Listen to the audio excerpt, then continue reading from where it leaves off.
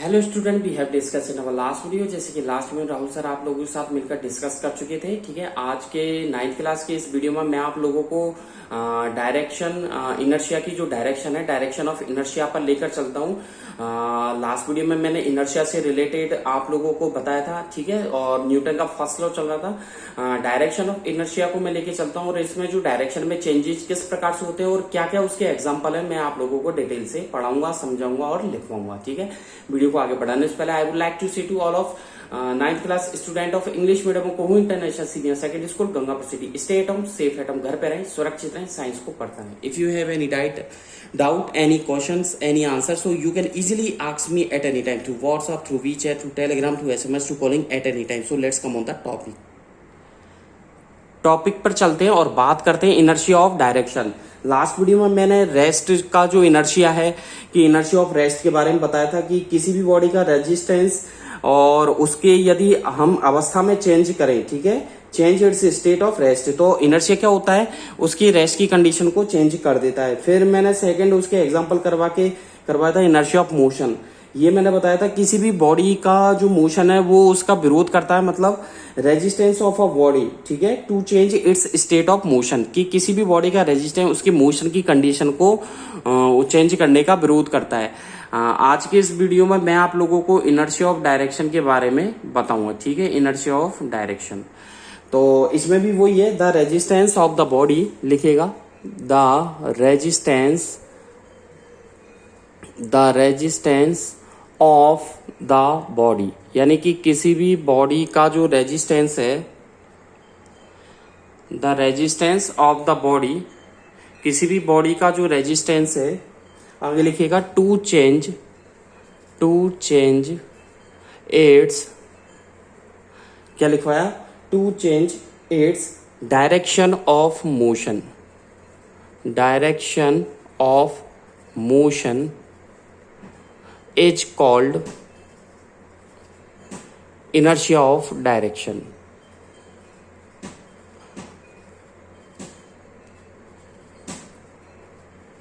Is that clear?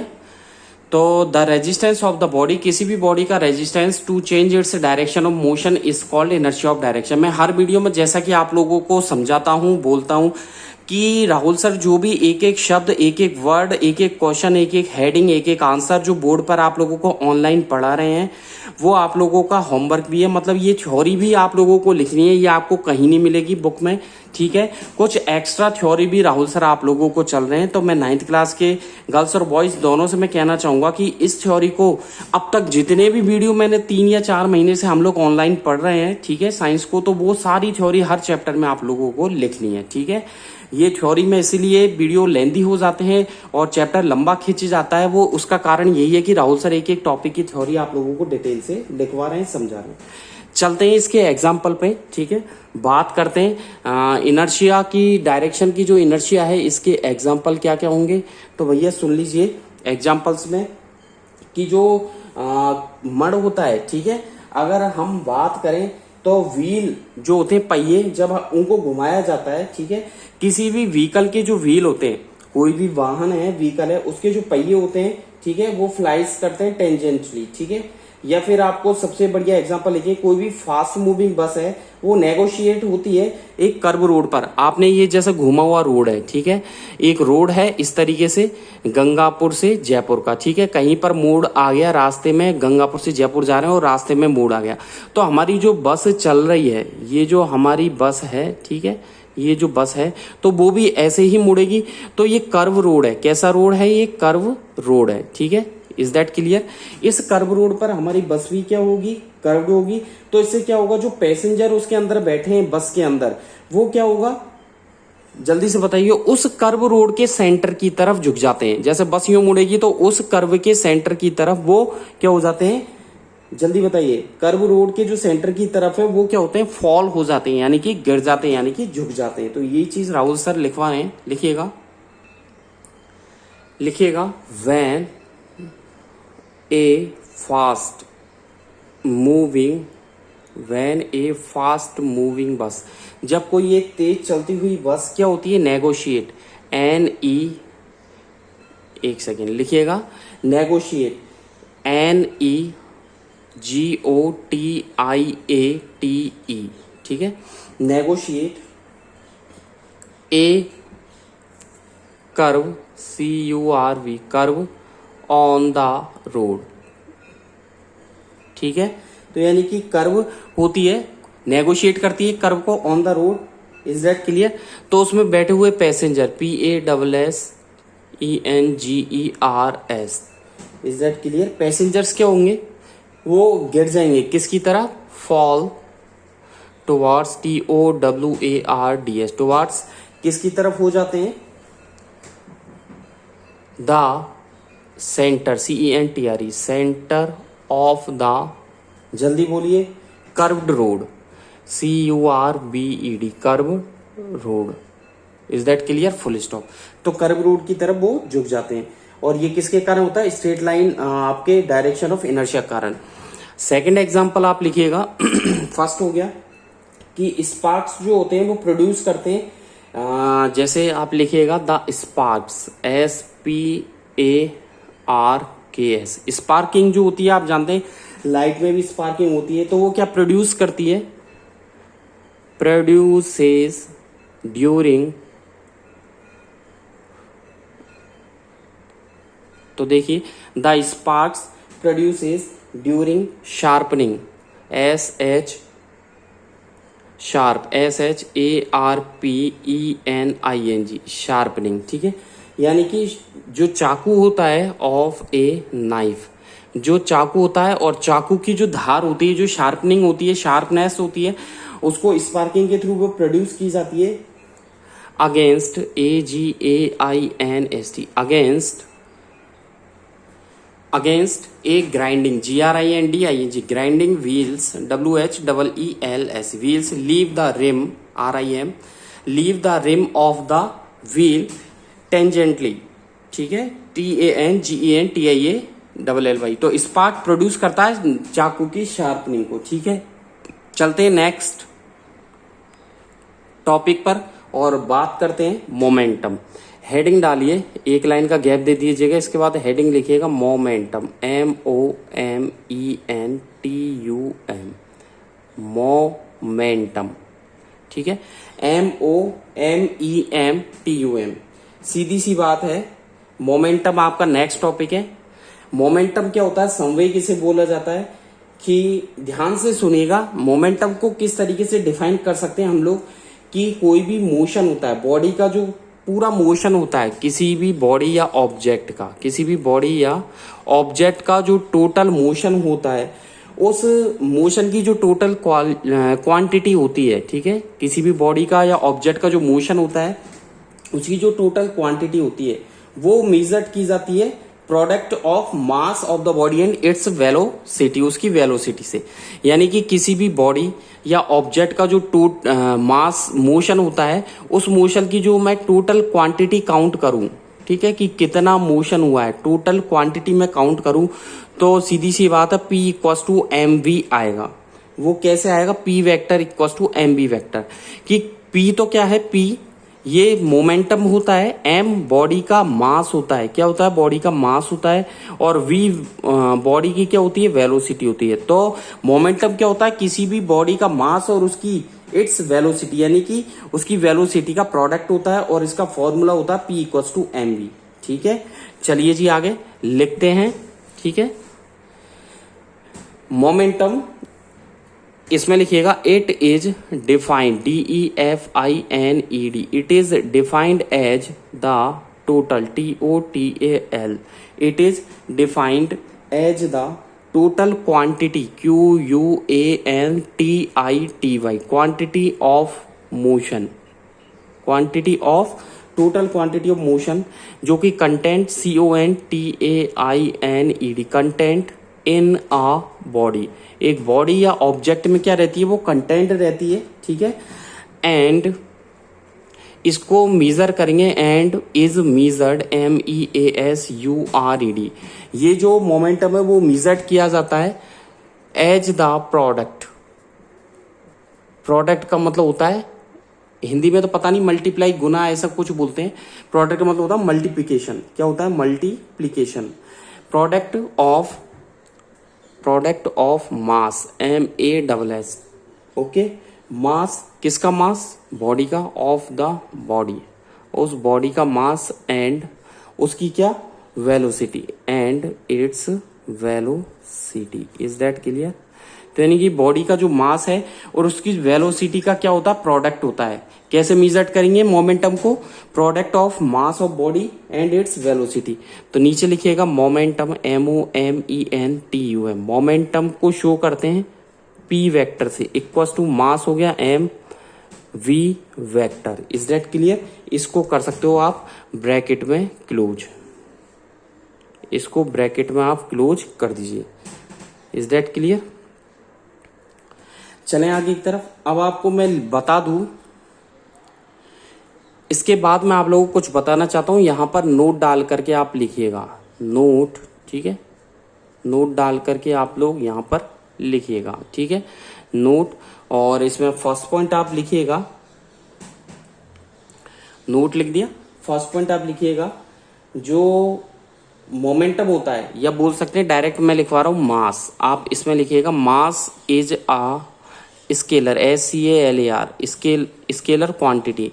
ये आप लोगों को पता है, मैंने स्केलर और वेक्टर दोनों में बताया था। स्केलर क्वांटिटी जिसका केवल मैग्नीट्यूड होता है, डायरेक्शन नहीं होती, जैसे मास, टाइम, टेम्परेचर। और वेक्टर जिसका मैग्नीट्यूड प्लस डायरेक्शन दोनों होती है, वेलोसिटी है, ठीक है, मोमेंटम है, ये सब वेक्टर में। तो mass is a scalar quantity and आगे लिखिएगा वेक्टर, वो वेलोसिटी, आगे लिखिएगा velocity is a vector quantity. तो मास क्या है, स्केलर क्वांटिटी है, एंड वेलोसिटी क्या है, is a vector quantity. Is that clear? Then comma लग लिखे, then their, THER, their product, इनका जो गुणनफल है वो प्रोडक्ट, वो क्या आएगा, प्रोडक्ट ब्रैकेट इन्वर्टेड कॉमा लगा लिखे momentum. Is that clear? Underline कर सकते हैं। मोमेंटम क्या आएगा, इज आ वेक्टर, क्या आएगा, is a vector quantity. Is that clear? Momentum क्या आया, वेक्टर क्वांटिटी, ठीक है। आगे लिखिएगा फुल स्टॉप के बाद द डायरेक्शन ऑफ किसकी, मोमेंटम, MOMENTUM। जो मोमेंटम की डायरेक्शन है वो किसकी डायरेक्शन मेरे को ये बताइए कि अब मोमेंटम की डायरेक्शन क्या होगी। मोमेंटम की वही डायरेक्शन होगी जो वेलोसिटी की डायरेक्शन होगी। Direction of momentum is in the direction of velocity, direction of velocity. तो मोमेंटम की डायरेक्शन भी वही होगी जो कि is in the direction of velocity. And अब इसका मैग्नीट्यूड और बता दूं आपको, and its magnitude, MAGNITUD, and its magnitude is क्या हो जाएगा, P equals to MV। Is that clear? Magnitude क्या है, P इक्वल्स टू MV। अब लगा दीजिए फुल स्टॉप। अब आ जाइए सेकंड इसकी यूनिट पर। तो फर्स्ट पॉइंट हो गया, सेकंड लिखे हैं आप लोग, the unit of momentum, the unit of momentum is that. तो the unit of momentum is that क्या होगी, ऑफ मास मल्टीप्लाई वेलोसिटी। यही होता फॉर्मूले में, क्या, मास और वेलोसिटी। मास का क्या है यूनिट, किलोग्राम, वेलोसिटी का मीटर पर सेकेंड। तो मोमेंटम की क्या होगी, किलोग्राम इंटू मीटर पर सेकेंड। Is that clear? आगे लिखिएगा mass into velocity which is SI unit, okay, which is SI unit क्या होगी इसकी, इज किलोग्राम इंटू को मैं डॉट में दिखा रहा हूं, मीटर पर सेकेंड, ठीक है। तो देख लीजिएगा, तो किलोग्राम और इंटू को मैंने डॉट लगा करके दिखाया, मीटर पर सेकेंड। तो किलोग्राम होगी मास की और मीटर पर सेकेंड होगी वेलोसिटी की। Is that clear? Full stop लगा दीजिएगा। आगे आ जाइए थर्ड पॉइंट। थर्ड पॉइंट में आप लिखिएगा कोई भी बॉल है, अब मैं इसको आपको सिंपल एग्जांपल से बता रहा हूं। इफ अ बॉल, कोई भी बॉल है, ओके, ऑफ मास m1, मैंने मास, कोई मास m1 की एक बॉल ले ली। If a ball of mass m1, mass m1 की बॉल ले ली, एंड और मास m2 की एक कार ले ली, बस ले लो, कुछ भी ले लो, एक car of mass m2। Is that clear? तो if a ball of mass m1, mass m1 की बॉल ले ली एंड मास m2 की एक कार है। Is that clear? अब किसका मास ज्यादा, ब्रैकेट में लिखो, जल्दी बताओ। m2 यानी कि कार का मास ज्यादा होगा बॉल के कंपैरिजन में, तो मैंने लिख दिया m2 is greater than m1। Okay, are moving, दोनों मूव कर रहे हैं, आर मूविंग विद, किसके साथ मूव कर रहे हैं, सेम वेलोसिटी, दोनों की वेलोसिटी सेम है, are moving with same velocity. Okay, v, दोनों की वेलोसिटी सेम है v, एंड आगे देखिए दोनों की वेलोसिटी सेम है, मैंने लिख दिया ब्रैकेट में v, एंड मोमेंटम जो हो जाएंगे p1 and p2 are the momentum, momentum, p1 and p2 are the momentum, अब किसके हैं, ऑफ, जल्दी बोलिए, बॉल, पहले तो बॉल का, एंड सेकंड वाला हो गया कार का। Is that clear? p1 जो मोमेंटम है वो हो गया बॉल का, p2 मोमेंटम हो गया कार का, तो मैंने इसी तरह लिखा p1 p2 और यहां लिखा ball and car respectively, RESPECTIVELY respectively. ठीक है, कॉमा लगा करके आगे लिखिएगा देन। अब हम इसको कैसे लिख सकते हैं, जल्दी से देखिएगा, p1 अपॉन कर दीजिए p2 इक्वस टू, जल्दी बोलिए, m1 मास v अपॉन m2 मास v। तो p1, p का फॉर्मूला यानी मोमेंटम का होता है mv, तो p1 की जगह लिख दिया m1v अपॉन p2, तो अपॉन p इक्वस टू वही mv फॉर्मूला होता है, आपको बताया था, तो मैंने नीचे लिख दिया p2 equals to m2v। Is that clear? अब इसको हम क्या लिख सकते हैं, p1 upon p2 equals to, जल्दी से बोलिए, m1 अपॉन m2। आ गया डिफरेंस? तो ये फाइनल फॉर्मूला जब दो ऑब्जेक्ट का क्या पूछे, momentum, p1 upon p2 equal to m1 upon m2। अब आगे देखिए, आगे देखिएगा, अब उसके नीचे लिखना है as m2 greater than m1। ये क्या इम्प्लाइज करता है, 8 लिखिएगा, इम्प्लाइज, इट इम्प्लाइज दैट, ये क्या इम्प्लाइज करता है, जल्दी से बताइए, इम्प्लाइज दैट क्या इम्प्लाइज करेगा कि P2 ज्यादा हो जाएगा P1 से। ठीक है, यदि किसी ऑब्जेक्ट का मास M2 ज्यादा है M1 से, तो P2 ग्रेटर देन हो गया P1 से। ठीक है, डेट इज, इसका मतलब क्या है, इफ, जल्दी बताइए, कि जो बॉल और कार है वो मूविंग कर रहे हैं, ball and car moving, okay, ball and car moving with same velocity, with same velocity, तो इससे क्या होगा, सेम वेलोसिटी मूव कर रहे हैं, तो कार का जो मोमेंटम होगा, जल्दी बोलिए, the momentum of a car. Is that clear? तो क्या लिखा, the momentum of a car. मेरे को ये बताइए, यदि मास m2 ज्यादा है किससे, m1 से, यही लिखा मैंने, m2 is greater than m1, तो मैं यही लिखूंगा, it implies that P2 greater than P1, क्योंकि P2 किसका मास है, कार का, और P1 किसका है, बॉल का। तो यही मैं लिख रहा हूं कि that is if ball and car moving with same velocity, the momentum of a car, ठीक है, विल बी ग्रेटर देन, आ गया समझ में, will be greater, GREATER, greater than, जल्दी बताइए, विल बी ग्रेटर देन किससे ज्यादा होगा, डेट ऑफ द बॉल, उस बॉल के मोमेंटम से। Is that clear? Full stop लगा दीजिए। ओके, अब आपको ग्राफिकल रिप्रेजेंटेशन मैं बताऊंगा, तो यहां पर लिखें ग्राफिकल रिप्रेजेंटेशन। बहुत सारी आप लोगों को टॉपिक्स नहीं मिलेंगे, इसलिए मैं बोलता हूं बार बार कि इनको नोट कर लीजिए। होमवर्क में काफ़ी ज़्यादा टॉपिक हैं, बहुत सारी थ्योरी है जो आपके बेसिक तो है ही नहीं है बुक में, इसलिए मैं आप लोगों को बता रहा हूं, तो इनको नोट कर लीजिए आप लोग, ठीक है। तो आपको ग्राफिकल रिप्रेजेंटेशन 3 ग्राफ मैं यहाँ पर आप लोगों के लिए बनाऊंगा। तो फर्स्ट ग्राफ देखिए, आप फर्स्ट डाल करके आप लिखिएगा इसमें। फर्स्ट ग्राफ तो ये हो जाएगा, इज दैट क्लियर। 3 ग्राफ्स यहाँ पर ड्रॉ करने, सेकंड नंबर डाल करके मैं, एंड थर्ड,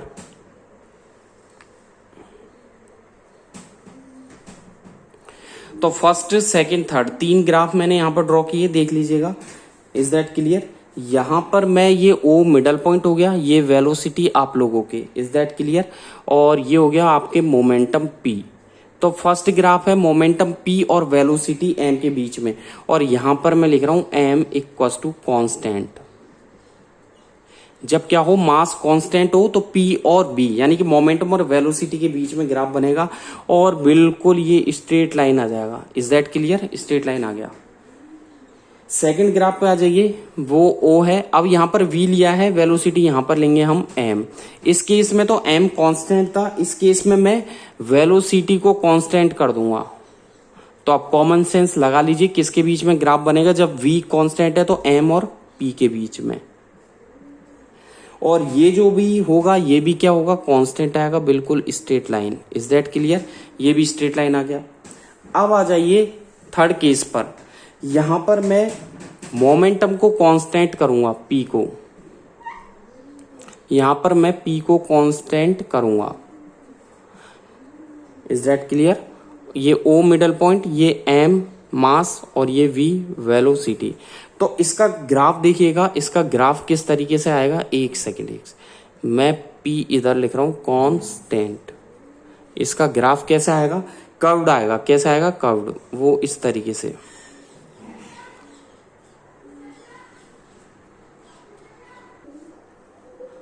इसके बाद चलते हैं ग्राफिकल रिप्रेजेंटेशन के बाद फोर्थ पॉइंट आप लोगों को मैं इसमें बता दूं। फोर्थ पॉइंट लिखिएगा आप लोग। फोर्थ पॉइंट क्या कहता है कि जब दो ऑब्जेक्ट के mass, if two objects of masses m1 and m2 moving, दो m1 m2 मास के जो दो ऑब्जेक्ट है वो मूव कर रहे हैं, moving with velocities b1 and b2, वो b1 एंड b2 वेलोसिटी से मूव कर रहे हैं, have equal momentum, have equal momentum, MOMENTUM, momentum, comma लगा लिखें, then have equal momentum, then इसमें लिखिएगा M1 V1 इक्वल टू क्या हो जाएगा, M2 V2। Is that clear. M1 V1 equal to M2 V2। और इसे क्या लिखा जा सकता है, B1 upon V2 equal to, जल्दी बोलिएगा, M2 upon M1। M2 upon M1 करना है, M1 अपॉन M2 मत कर देना, M2 upon M1। Is that clear. तो B1 upon B2 equal to M2 upon M1। Is that clear. इसके बाद देखिएगा, इन केस, नीचे लिखिएगा, इन cases M2 greater than M1, M2 यदि M1 से ज्यादा है, देन हम क्या लिख सकते हैं, अगर ऐसा केस आ जाए कि M2 greater than M1, then हम क्या लिख सकते हैं, B2 लेस देन V1। ध्यान रखना, यदि M2 ज्यादा है M1 से तो V2 कम होगा, M2 यदि मास M2 ज्यादा है M1 से तो V2 कम होगा V1 से। Is that clear. अब यहां तक के कंप्लीट होता है। नेक्स्ट चलते हैं, हेडिंग डालेगा Newton's second law of motion. अब न्यूटन का सेकंड लॉ राहुल सर आप लोगों को बताएंगे। फर्स्ट लॉ फिनिश हो गया, बिल्कुल फर्स्ट लॉ कंप्लीट होता है। सेकंड लॉ क्या कहता है कि जो मोमेंटम की rate of change of momentum, यानी मोमेंटम की चेंज की जो दर है किसी भी बॉडी का, वो टाइम के प्रोपोर्शनल होती है। समझ रहे हो आप, यानी कि P इक्वल्स टू mv। तो यानी कि किसी भी बॉडी के मोमेंटम की जो चेंज बदलने की जो दर है वो टाइम के साथ वो डायरेक्टली प्रोपोर्शनल होती है उस पर लगाए गए फोर्स के, ठीक है, और वो फोर्स की डायरेक्शन के। Is that clear? तो यानी कि हम क्या कह सकते हैं, Newton second law state that's, इसमें लिखिएगा Newton's second law STAT states that, Newton का सेकंड लॉ क्या स्टेट करता है, इन्वर्टेड कोमा लगा के, the rate of change, the rate of change of momentum. क्या लिखवाया राहुल सर ने? The rate of change of momentum of किसी भी बॉडी या ऑब्जेक्ट का, of a body with time, with time is directly proportional to, is directly proportional, PRO, क्या spelling होती है? PRO, proportional, PRO PORTIONAL, proportional, ठीक है, directly proportional to the net, NET, net, external, external जो उस पर लगाया गया फोर्स है, force applied, APPLIED, applied on it, and उस पर लगाए गए एक्सटर्नल फोर्स पर, and change take place, and change take place in the direction of force। Is that clear? तो न्यूटन का सेकेंड लॉ क्या कहता है? The rate of change of momentum of a body, किसी बॉडी के momentum की जो रेट चेंज की जो दर है वो टाइम के साथ वो इज डायरेक्टली प्रोपोर्शनल, वो डायरेक्टली समानुपाती होती है उस पर लगाए गए भारी कुल फोर्स के, ठीक है, to the net external force, and और जो चेंज होता है वो फोर्स की डायरेक्शन में चेंज होता है, ठीक है। आगे आप लोगों को मास लेके भी कंसीडर करवाएंगे। आज के वीडियो में बस इतना ही। नेक्स्ट वीडियो में आप लोगों को कुछ नए फॉर्मूले भी बताएंगे। Thank you, bye bye.